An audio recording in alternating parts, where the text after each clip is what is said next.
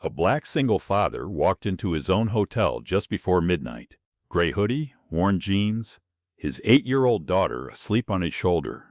One small hand still wrapped around a stuffed bear. He asked for a room. The front desk clerk looked him over once, then leaned forward and said, "Just loud enough for the people nearby to hear." "Sir, this isn't the kind of place you can just walk into." 3 minutes later, that same clerk handed 2 key cards to a well-dressed couple who hadn't even made a reservation. When the father asked to speak with the manager, he was publicly humiliated and escorted toward the exit in a lobby full of witnesses who had no idea the man being thrown out owned every inch of it. Before the night was over, someone would be fired on the spot. If you've ever walked into a room and felt the air change, felt eyes decide something about you before you opened your mouth, this one is for you. Stay with us. Marcus Johnson had not intended to stop anywhere that night. 6 weeks in Seoul, 2 in London, a brief and exhausting stopover in Dubai, and all he had wanted since the wheels touched down was to get home. But the flight had come in nearly 2 hours late, and by the time they cleared customs and retrieved their bags, it was close to midnight, and the 40-minute drive felt like a risk he wasn't willing to take with his daughter unconscious against his shoulder. He had made the decision the way he made most decisions, quietly and without consulting anyone. He knew exactly where they were going. The Grand Meridian on Fifth Avenue was the third property Marcus had opened under the Johnson Hospitality Group banner, and the one he considered the truest expression of what he had been trying to build since the beginning. He had opened it himself 18 months ago, cut the ribbon himself, stood on that marble floor in front of his staff, and told them that what they were building here was not just a hotel. It was a demonstration, a proof of concept, evidence that the way a business treated the people who walked through its doors was a choice, and that the choice said something real and permanent about the people making it. He had not been back in 4 months. He had not called ahead. That was intentional. Marcus had developed the habit years ago of arriving unannounced at his properties dressed the way he was dressed now, in whatever he had been wearing for travel, no luggage that announced anything, nothing that would cause the staff to perform rather than simply be. It was the only honest way he knew to see what was actually happening inside his buildings when no one was watching. His father had worked the overnight security shift at a hotel not unlike this one for 22 years. He had come home every morning with a particular quietness about him, a weight he carried from the lobby to the kitchen table and set down slowly before he could become fully himself again. What he said once had never left Marcus. The way a place treats the people it thinks don't matter tells you everything you need to know about it. Not the people it's trying to impress, the people it thinks it can afford to ignore. Marcus had built an entire company around refusing to forget that. Zoe had been asleep since somewhere over the Atlantic. She was 8 years old and weighed almost nothing, but she had her father's density, that particular solidity of a child who commits completely to whatever she is doing, including sleeping. He didn't mind. 3 months was too long. She was holding a stuffed bear named Captain under her chin, and her small hand was curled loosely around its ear in her sleep. Marcus held her with his right arm and pushed through the revolving door with his left. The lobby of the Grand Meridian received them with exactly the atmosphere he had designed it to have. Warm light falling at a low angle across Italian marble. The faint sound of jazz from the bar. The smell of fresh flowers from the arrangement near the entrance. A long front desk of dark mahogany staffed at this hour by a single clerk. The space was quiet in the way expensive spaces are quiet, not empty but settled. Marcus crossed the marble floor slowly and approached the desk. The clerk was a young man, late 20s, clean-shaven, wearing the hotel's navy uniform with the careful precision of someone who understood that appearance was professional currency. His name tag read Derek. He looked up from his screen when Marcus reached the desk, and something moved through his expression in that first half-second. Something quick and quiet that was not hostility exactly, but was its close relative. He looked at the hoodie. He looked at the child asleep on the man's shoulder. He looked back at his screen. "Good evening," Marcus said. "I need a room for one night. 2 guests. Nothing special. A standard room is fine." Derek leaned forward slightly and pitched his voice to carry to the nearest tables without quite announcing itself to the room. "Sir, this isn't the kind of place you can just walk into." The words arrived quiet and certain, the way people say things when they want the humiliation to feel inevitable rather than personal. "I'm asking for a room," Marcus said evenly. "That's all." Derek straightened. "I'm sorry, sir. We're fully booked tonight. No availability. There are several other hotels in the area that might be able to accommodate you. Marcus stood at the counter and said nothing for a moment. Then the front door opened behind him. A couple walked in. The man wore a blazer over an open collar. The woman had on a coat that communicated its price without announcing it. They moved through the entrance with the ease of people for whom ease in expensive spaces has always been the baseline expectation. Derek's posture changed immediately, shoulders lifting, expression opening, the smile arriving with a warmth and speed that had been entirely absent 30 seconds earlier. Welcome to the Grand Meridian. Do you have a reservation with us this evening? They did not. Walk-ins, exactly as Marcus was. Within 4 minutes, Derek had confirmed their room, processed their card, and handed over 2 key cards with the kind of personal warmth that makes a person feel specifically welcomed rather than merely processed.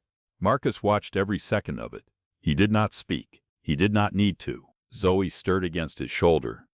"Daddy, are we at the hotel yet?" Marcus tightened his arm around her. "We're here, baby. Just give me a minute."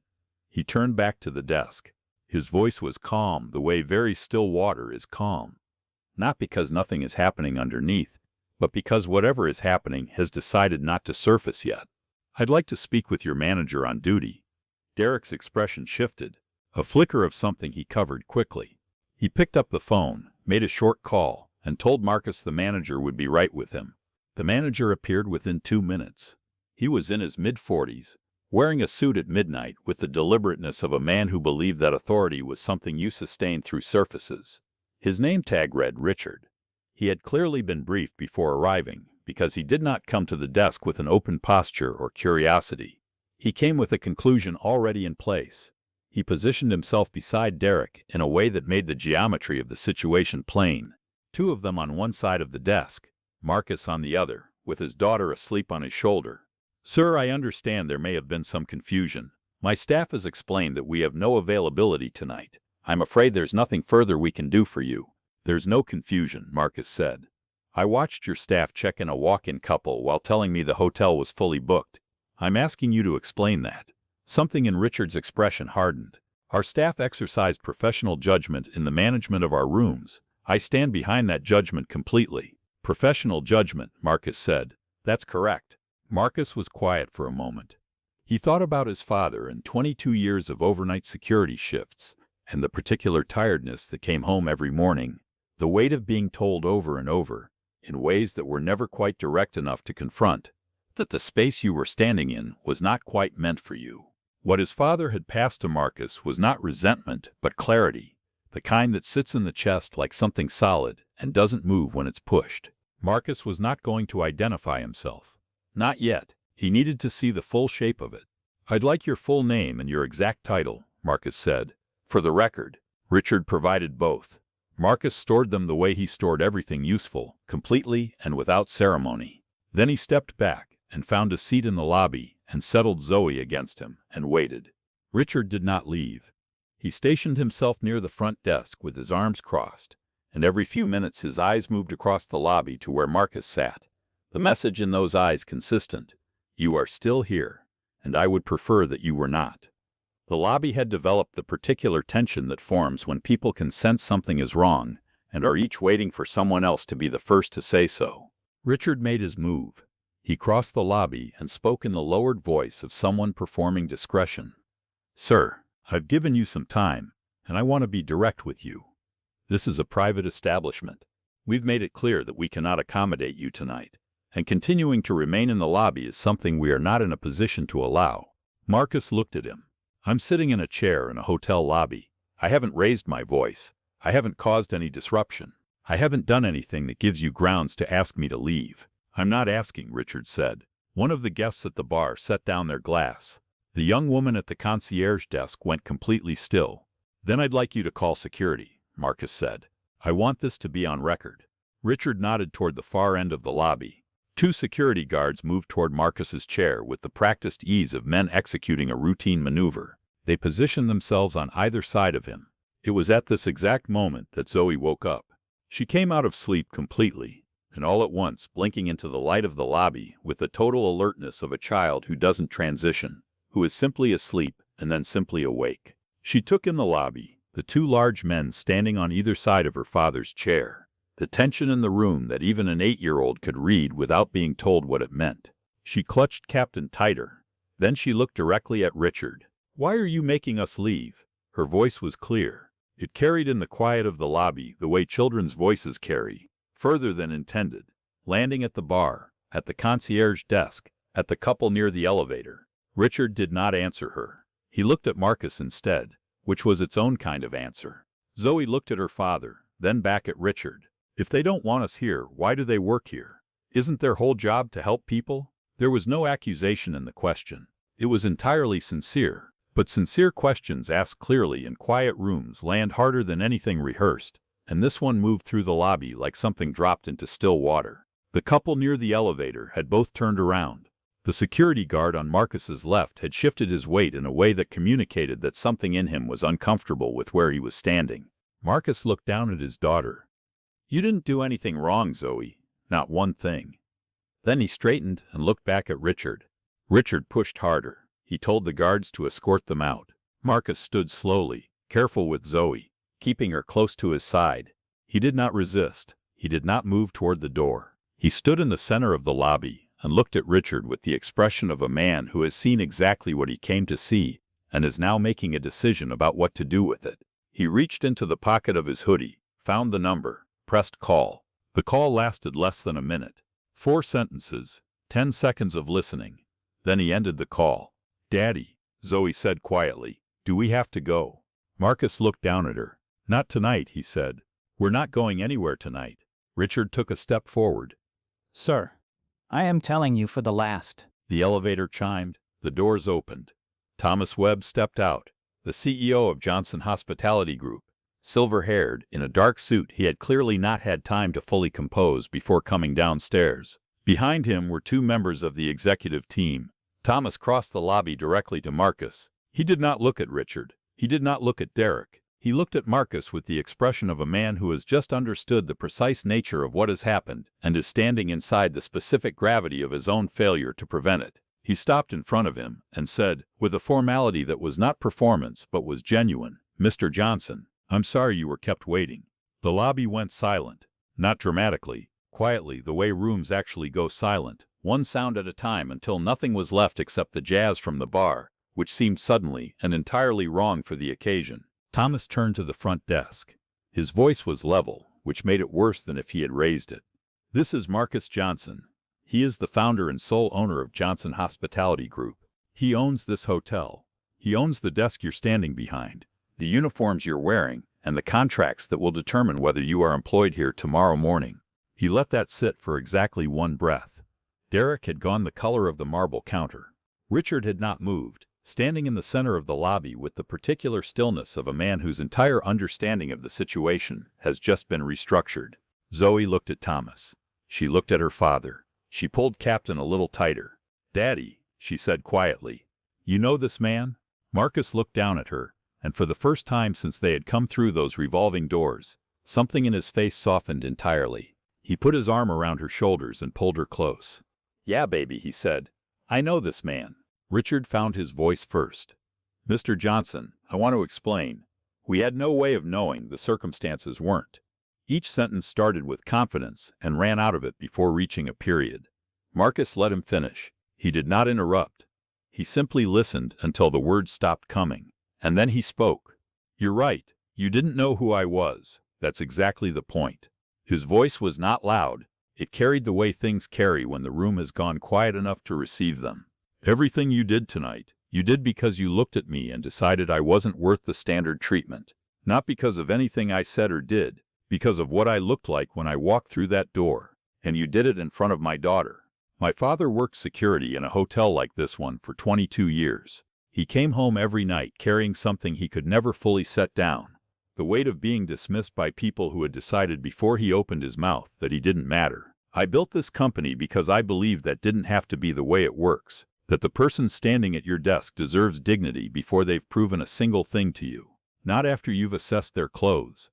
Not after you've decided they look like they belong. Before. That is the standard this company was built on. And tonight, in front of my daughter, you failed it completely." Richard said nothing. "Richard," Marcus said quietly, You're terminated. Effective immediately. Thomas stepped to the side and made the call. Richard straightened his jacket once, the small automatic gesture of a man trying to keep intact the last thing he has, and walked toward the back office without a word. Marcus crossed to the front desk.